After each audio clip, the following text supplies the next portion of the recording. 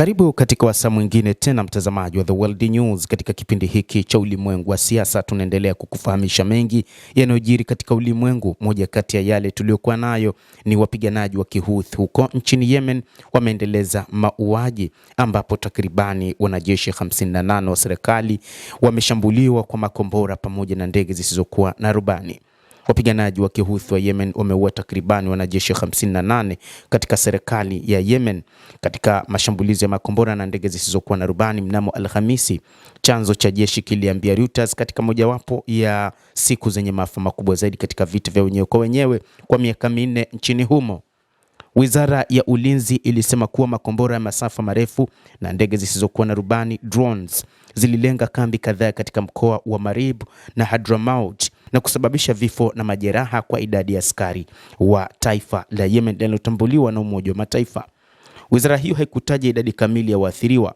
Wizara hiyo ililani mashambulizi hayo na kuyaeleza kuwa ya hila na usaliti na kuahidi kujibu uchokozi huu wakati na mahala mwafaka. Kundi la wapiganaji wa Kihouthi wa Yemen wanaotambuliwa kwa jina lingine la Ansarullah, ambalo linadhibiti sehemu kubwa ya kaskazini magharibi mwa Yemen na kuungwa mkono na Iran, limesema kuwa lililenga vikosi vikubwa vya kijeshi vya Saudi Arabia vilivyokuwa vikijiandaa kwa operesheni ya kijeshi ya ardhini.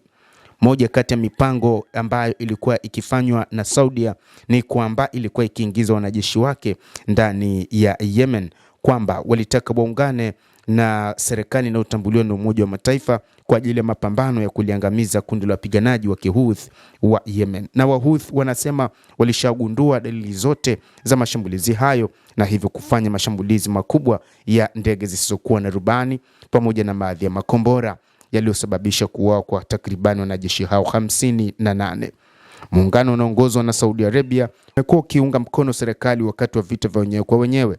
Katika shambulio jingine tofauti, msemaji wa muungano huo alisema kuwa raia 11 walijeruhiwa katika eneo la mpakani la Najran nchini Saudi Arabia katika tukio waliolielezea kuwa ni shambulizi la wapiganaji wa Kihouthi.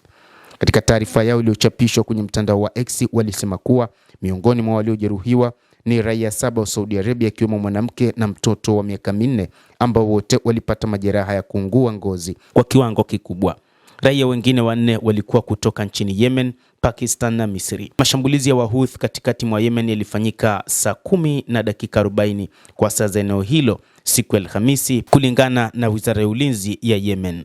Wapiganaji hao wa Kihouthi wameapa kuendeleza mashambulizi dhidi ya Saudi Arabia, na mpango mkubwa ambao sasa bado wanauendeleza ni mapambano makubwa dhidi ya Saudia, kadhalika kuhakikisha Saudi Arabia haiwezi kufanikiwa kuingiza wanajeshi wake katika taifa hilo la Yemen, miongoni mwa mataifa ya Kiarabu ambayo yanaelezwa kupata msaada mkubwa kutoka nchini Iran.